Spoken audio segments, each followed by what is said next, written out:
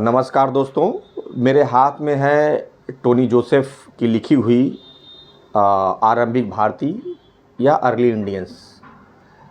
दोस्तों, जब आप इस किताब को पढ़ेंगे तो आपको कई दिलचस्प चीज़ें देखने को मिलेंगी और ऐसी ऐसी अवधारणाएं आपकी टूट जाएंगी जो आपने सालों साल तक अपने मन में बनाकर रखी हुई थी।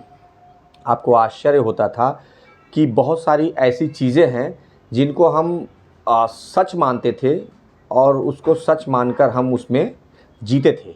लेकिन इस किताब को पढ़ने के बाद मेरा यकीन है कि आपकी वो धारणाएं बदल जाएंगी और आप सोचने के लिए मजबूर हो जाएंगे कि हम कितने गलत थे और हम कितने गलत तरीके से सोचते थे। चीज़ें जबकि अलग थी, उनकी सच्चाई कुछ अलग थी, लेकिन लोगों ने, आप इसको कह सकते हैं कि कुछ लोगों ने छल के लिए, अपने स्वार्थ के लिए उन चीज़ों को मैनिपुलेट कर दिया था और उनको मैनिपुलेट करके हमारे सामने पेश किया था और उसी झूठ को हम सच्चाई मान रहे थे। दोस्तों, इस किताब को पढ़ने के दौरान ऐसे तो मुझे कई चीज़ें जानकारी के लिए मिली, जैसे हड़प्पा के बारे में, वहाँ के लोगों के बारे में। इसी के साथ ही मेरे सामने एक साक्ष्य और आया कि जो आश्चर्य से मेरी आंखें खुली की खुली रह गई। जब मैं उस लाइन पर पहुंचा तो मुझे बड़ा आश्चर्य हुआ। वो लाइन थी हिटलर के बारे में।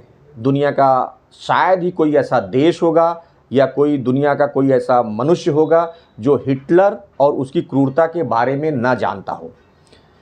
हिटलर ने जितनी क्रूरता के साथ पूर्वी यूरोप और यहूदियों का कत्लेआम किया, शायद ही उतनी क्रूरता दुनिया के बहुत ही कम लोगों में देखने को मिलेंगी।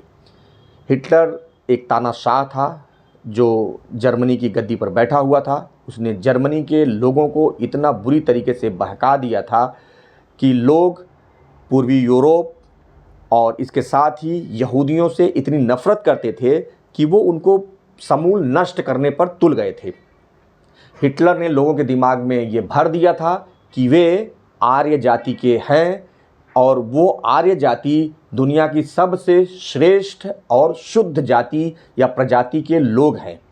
दोस्तों, यहीं पर एक हिटलर से चूक होती है और आज उस चूक को इस किताब में जब मैंने पढ़ा तो मुझे भी बड़ा आश्चर्य हुआ कि हिटलर को शायद सच्चाई का पता नहीं था। उसको जिन आर्यों के बारे में पता था, जिन स्टेफी के चरवाहों के बारे में वो जानता था कि ये आर्य हैं और वे शुद्ध नस्ल के लोग हैं, सबसे श्रेष्ठ हैं, असल में वो शुद्ध नस्ल के लोग थे ही नहीं। मतलब वो शुद्ध बिल्कुल भी नहीं थे, वो मिश्रित प्रजातियों के लोग थे। और आपने अगर विज्ञान पढ़ा होगा तो आपने देखा होगा कि दुनिया में कोई भी ऐसी जाति या ऐसा कोई मनुष्य नहीं है जो शुद्ध हो। दुनिया में आपको पता है कि अफ्रीका से मानव निकलकर दुनिया के तमाम देशों में पहुंचा और उस पहुंचने के दौरान वो एक दूसरी प्रजातियों से मिलता गया, उनसे मिक्सअप होता गया और वो आगे बढ़ता चला गया। तो ये आप कह सकते हैं, इस पर अम्बेडकर साहब ने भी बहुत विस्तार से लिखा हुआ है। इनहिलेशन ऑफ कास्ट नाम की किताब लिखी है और वो कहते हैं, खुद बताते हैं कि दुनिया में कोई भी ऐसी जाति या ऐसा मनुष्य नहीं है जो शुद्ध हो। तो अब हम आते हैं हिटलर पर।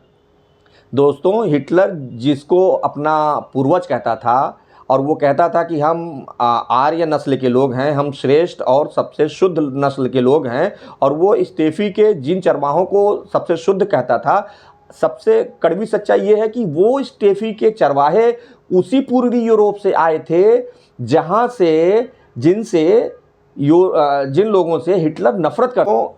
इस किताब का सबसे मार्मिक पहलू ये है कि हिटलर जिन आर्यों को या जिन आर्यों की संतान खुद को बताता था कि वो सबसे श्रेष्ठ और शुद्ध हैं, वो स्टेफी के चरवाहे असल में वहीं से आए हुए थे जहाँ से ये नाजी लोग का संबंध था। मतलब पूर्वी यूरोप से ही वो नाजी भी संबंध रखते थे और पूर्वी यूरोप से ये आर्य लोग भी संबंध रखते थे।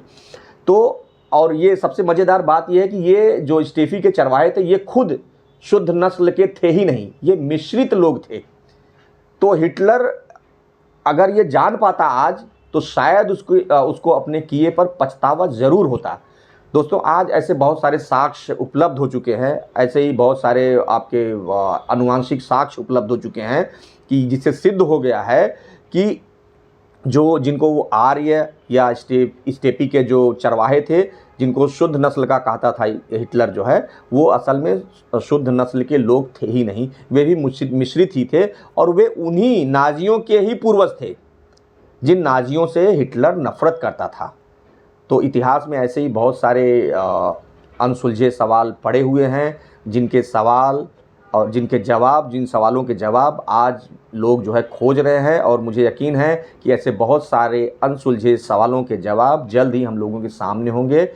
इसी के साथ मैं अपनी बात समाप्त करता हूं दोस्तों, और मैं चाहता हूं कि एक बार आप अर्ली इंडियंस ज़रूर पढ़ें, बहुत ही इंटरेस्टिंग और मज़ेदार किताब है ये।